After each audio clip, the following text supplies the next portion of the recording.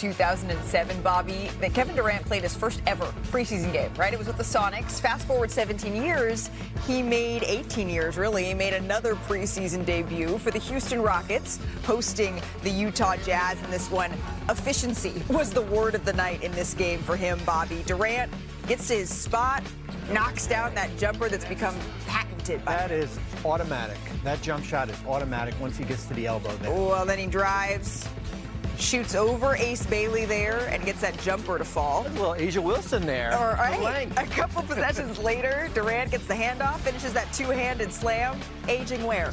Because I don't see it. Third quarter, Durant gets it and then drives towards the baseline, nails that little one-legged floater plus the foul. Really nice finish there by Durant. And a couple of possessions later, Şengün brings it up the court and then passes it off to Durant. Top of the key for three. He finished with 20 points, 7 of 10 from the field. Here he is with our friend Vanessa Richards. Kevin, 20 points for you tonight. 12 of those came in the third quarter. How did it feel to be back out there? Felt great. NBA season is here. Fans were into it, even though it's preseason. So it was good to come out here and make some shots, get a rhythm.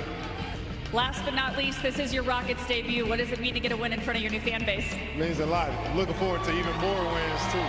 That's right. Thank you, Kevin. All right, thank you. Great game for Kevin Durant. It's the smile for me from Kevin Durant as we say hello to our Brian Windhorst and Kendrick Perkins. That voice you just heard. Bobby Marks here as well. Brian, I'm going to start with you. Your first impressions of the new look Rockets with KD filling a void that they absolutely needed in that first round series against Golden State. Malika, what year did you say that Kevin Durant made his debut? 2007? How about Ace Bailey was born in 2006? Just want to put that in perspective before we go forward here. Look, I am not surprised at all that Kevin Durant came in a different uniform and started knocking down jumpers. I am not surprised at all that he's in excellent condition and ready to go. But what I took away from this game was how awesome the overall Rockets looked on offense, despite learning to live without Fred VanVleet. And I realize the Jazz are not going to be there in the playoffs this year. But boy, did Alper and Şengün impress me. You know, we've got other guys who played in the Eurobasket tournament for their countries this year who are not playing for their teams. Şengün has come into Rockets camp on a mission. He has looked terrific in these first two games. Last night had 13 rebounds. They're getting the ball to him at the center of the floor, letting him distribute. Look, we know he's got some limitations defensively. That we know. But we also know the Rockets have defensive ways that they can back him up. This was an incredibly impressive start to the Kevin Durant era and very impressive for the Rockets' overall offensive play.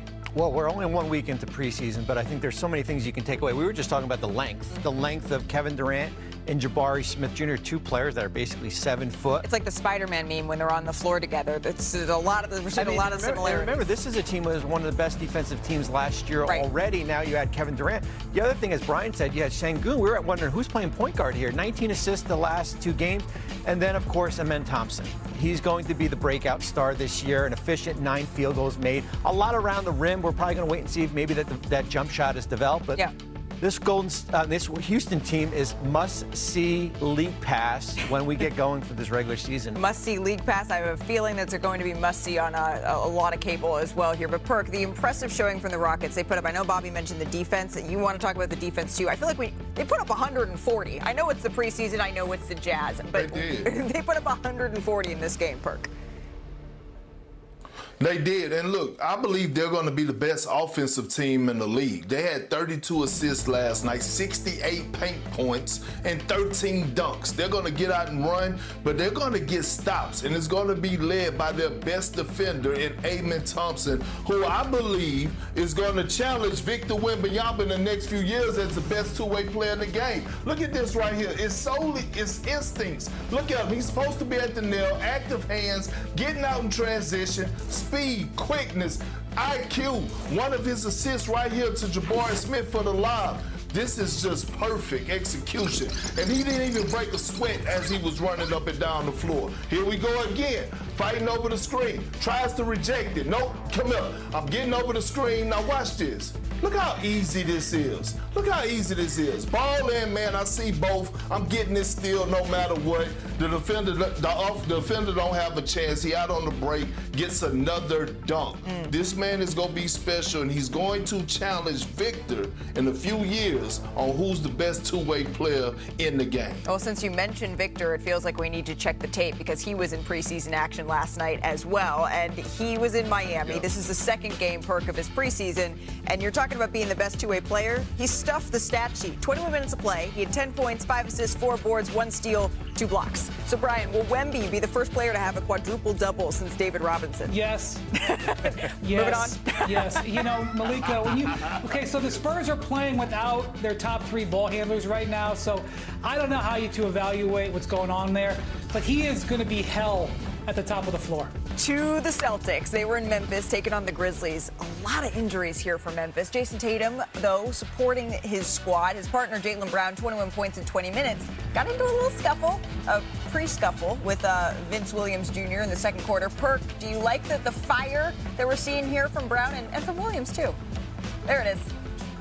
Hell yeah. And Malika, I told you this 3 weeks ago that I'm not counting the Celtics out. They will be in the thick of things, and it's solely because Jaylen Brown hit the ground running, but I like it because now he has the opportunity to show that he could be the #1 option, and I like a little scuffle. They was ready to get their feet hot. I love Jaylen Brown setting the tone. It's Jaylen Brown. It's Joe Mazzulla, too. He doesn't coach losing teams, right? To Golden State, where the Dubs took on the Blazers. Steph, he's been in midseason form again. He hit this and 1 3-pointer. Remember that there's going to be an emphasis this season on the high 5 foul. Bobby, do you suspect more and 1 threes this season? I do. Steve Kerr said it right as soon as that rule was passed that Stephen Curry is going to be the one player that's going to benefit the most from it, and we saw that in that first. So is that, right there. Is that a foul?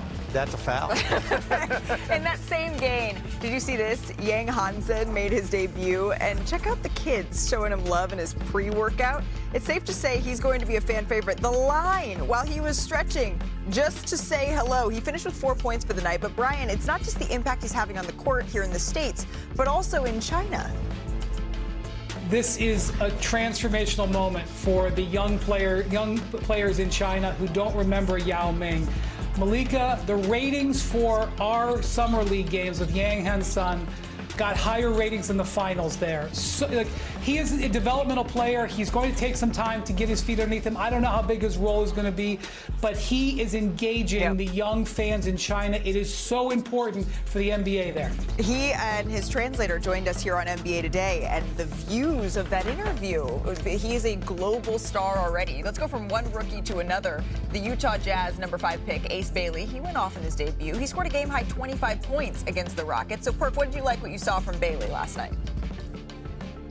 Well, #1, the Philadelphia 76ers should be under investigation for passing on this young man because one could argue that he's the best pure scorer in this draft class. He has the complete package. It's been that way, and this is just the first sighting of what is released this morning. So let's dive into just a few of the 50 questions GMs were asked about the landscape of the NBA. When asked which team will win the 2026 finals, the defending champ Thunder, they got 80% of the vote. The Cavs, the Nuggets, they tied for second with 7% chances each. As for the MVP, you might ask, well, 2/3 of voters think Nikola Jokic will win his 4th award in the last 6 seasons, while last year's MVP, Shai Gilgeous-Alexander, finished 3rd behind Luka Doncic. Now, 63% of voters ranked the Cavaliers as the best team in the East, the Knicks being a distant second, which I thought was interesting, 30%. The Magic, they were the only other team to pick up votes for the top of the conference here. So out west, the Lakers, they might have Luka and LeBron, but GMs, they do not have confidence that they can finish in the top 2 seeds out west. In fact, they finished 7th in this survey in terms of Western Conference ranking. So this is a complete list of the survey results. This is in the Western Conference. Not a huge surprise, right? The Wolves, the Warriors, the Clippers, all finishing above that play-in cutoff line. So Brian Windhorst, what do you make of the Lakers being slated as a play-in team after finishing 3rd out west last season? Well, if I was JJ Redick, I would have this brought to the attention of the players. Now, I will just point out the Lakers were the #3 seed last year, but the difference between being 3 and 7 was just 2 games. This is very tightly packed here. But I will also say that the GMs, I'm not so sure were super impressed with the Lakers additions in the offseason. Look, the Lakers offseason for me was defined by extending Luka Doncic. To me, that made it an A-plus offseason. But DeAndre Ayton was cut and released and bought out. Marcus Smart, cut, released, and bought out. Jake LaRavia, a guy who has bounced around a little bit, didn't even get the last year option picked up on his rookie deal. The Lakers feel like those guys are going to help their defense. The Lakers feel like a slimmer and more energized Luka Doncic is going to help their team. But the margins in the West are narrow, guys, and I'm not so sure the GMs think the Lakers were able to close them. Look at Perk's face.